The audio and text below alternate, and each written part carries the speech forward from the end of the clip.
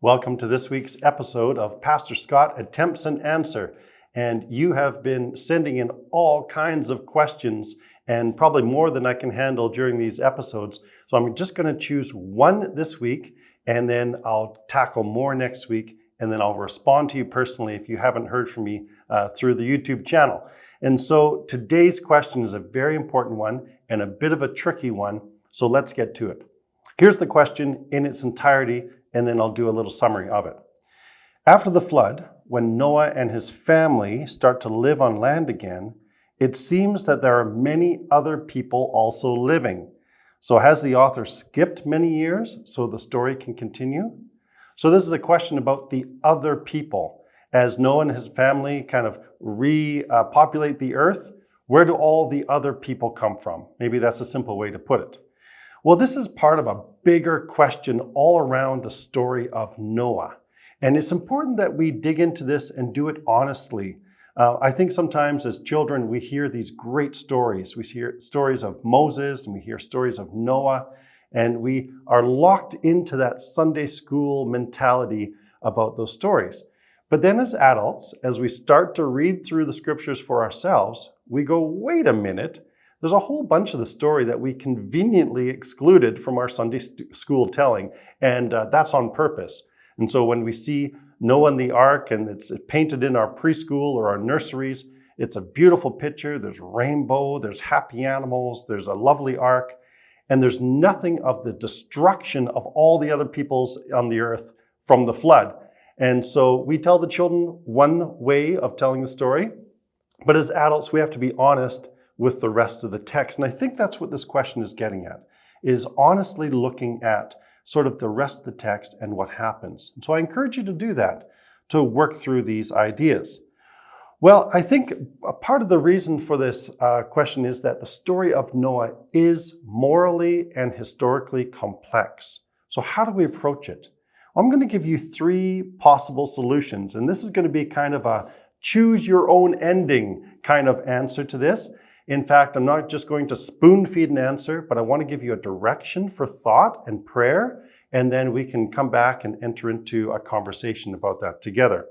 So within the evangelical and even historical Christian perspective, there have been at least three different approaches to the story of Noah that I would consider held by very faithful believers in Christ who also hold a very high view of the Bible. And so just keep that in mind as we go through. The first perspective or first viewpoint is the literalist viewpoint. This is from people like Ken Ham and others that would follow some of his writings and some of his research, a very literal understanding of the events around the story of Noah. This literalist viewpoint would say that all the events in the story of Noah actually happened historically and in the exact manner in which they are described. And so the answer to the question of where did all the other people come from? Well, it's given in the story. They all came from Noah's family. And so if you follow this literalist kind of viewpoint of the story, then the Bible clearly teaches that Noah and his family, they repopulated the whole earth. So all of us can trace our heritage, not simply back to Adam, but also back to Noah and his family. That's part of the literalist point of view. Now that seems simple and straightforward, but it also comes, if we're honest, with some historical, some geological, some practical, and some even moral complications as part of that. So if you follow that literalist viewpoint, you have to be prepared to address some of those other concerns and to work through those as well. So that's answer number one. All the people on the earth actually came from Noah and his family. It could simply be that they lived so long that they were able to see descendants upon descendants repopulating the earth. Option number two. This is what I would call a regional perspective of the flood story, and it's held by a number of different Christian believers throughout many different generations. And it comes down to an understanding of a key Hebrew word in the story. The Hebrew word is eretz, and it's the word that's sometimes translated earth, and sometimes it can be translated land. And that changes the perspective for some people on the extent of the flood. Did it cover the whole earth, or did it cover the whole land? In this sense, they would understand that the whole world to a person at the time would be just the world that they knew, that they would be very limited geographically.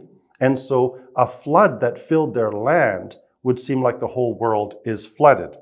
So this perspective says the flood happened, but on a much smaller scale than we imagine, a much more localized perspective. And in that case, the other people, well, they simply existed outside of the region where the flood occurred.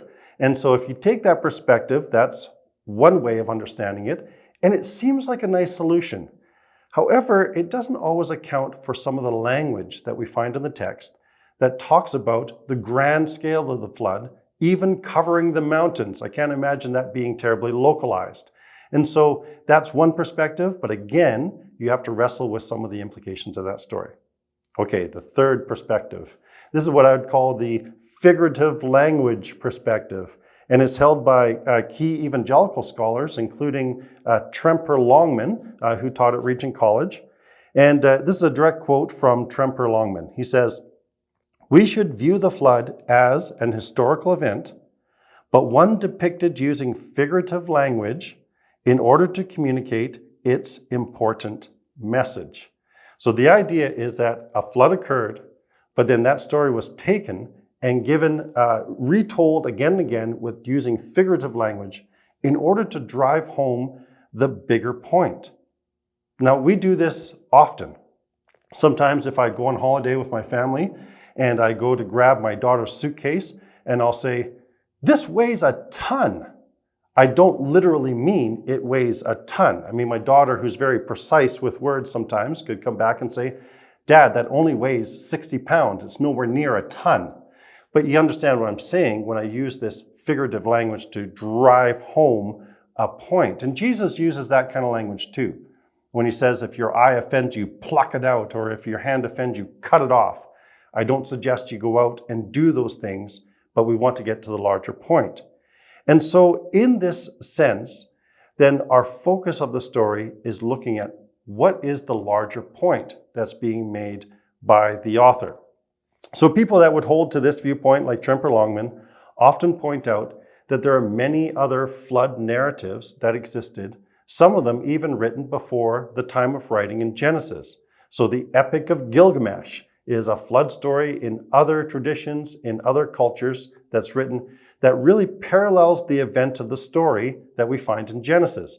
Except in Gilgamesh, the reason for the flood is that the gods were fed up with all the noise that the humans made and so wanted silence and so got rid of them.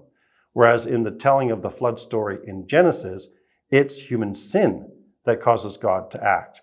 And so in finding those differences, we find the real meaning of the story and what we're meant to take away.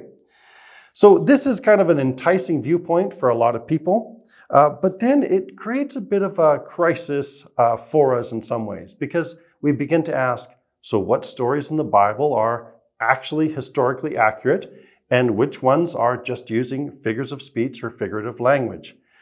In this case, the answer to the original question, where are the other people? Well, the other people always existed because the flood is more of an allegory. Maybe had a core event, but has been used to illustrate a bigger truth. And so it didn't impact the population the way we imagine.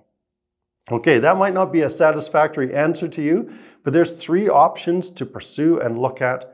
So you might be asking, so what do I do with this text? And I'll admit to you, I do not have all the answers for everything, especially in the Old Testament. That might come as a shock. I hope it doesn't. And so what do I do when I encounter stories where I don't quite have all the answers? Two quick things as I wrap up today's episode. First of all, I do focus on the meaning.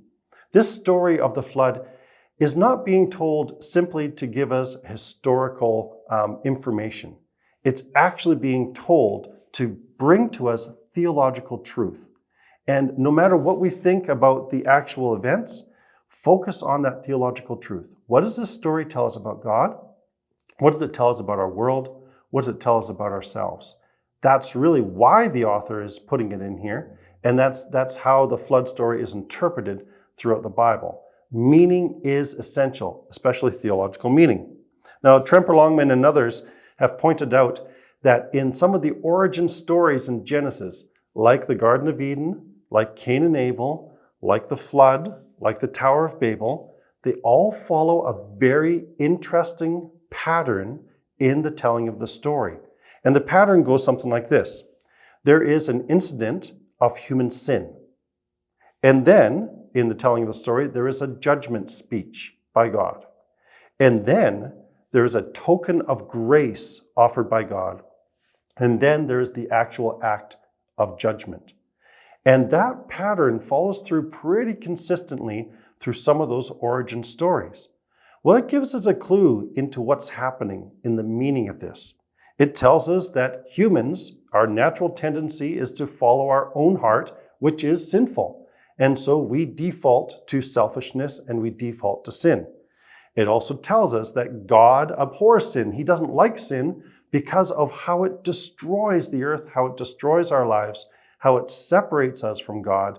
And so there is a speech of judgment about sin. But it also tells us that in each one of these stories, God offers a token of grace, an offer of salvation, a measure of hope that he holds out that can be accepted and can be received. But it also tells us that there is an act of judgment, that God will not let sin go unpunished.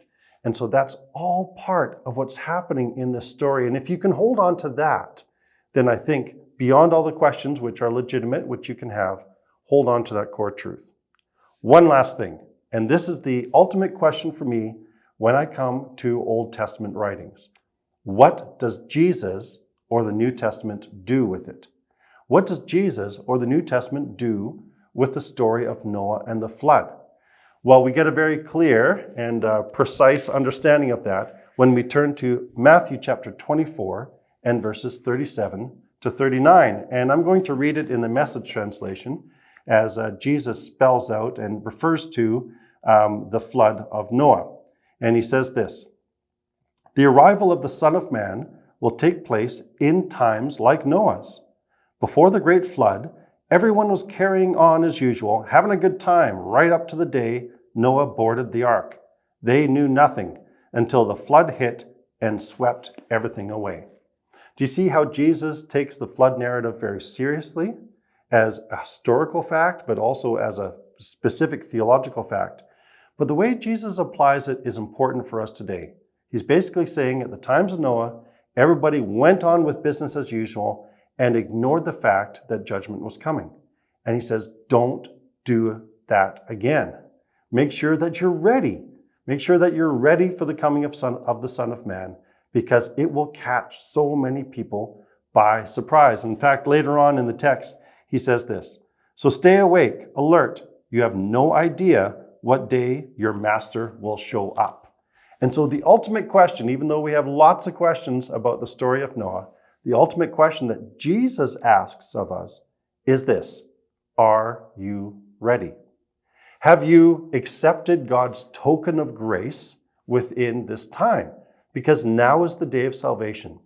Now is the time of repentance. And so that's what we have to look to whenever we examine some of these Old Testament stories. What does Jesus do with them? That's what happens. Okay, so that's a bit of an extended version answer for this very important question. Thanks for sending it in. Next week, we're going to tackle some big ones like violence in the Old Testament, polygamy, and other things that we like to ignore. We'll try and tackle that and then finish up the week after with just a few final questions. Thanks again for joining today, and God bless.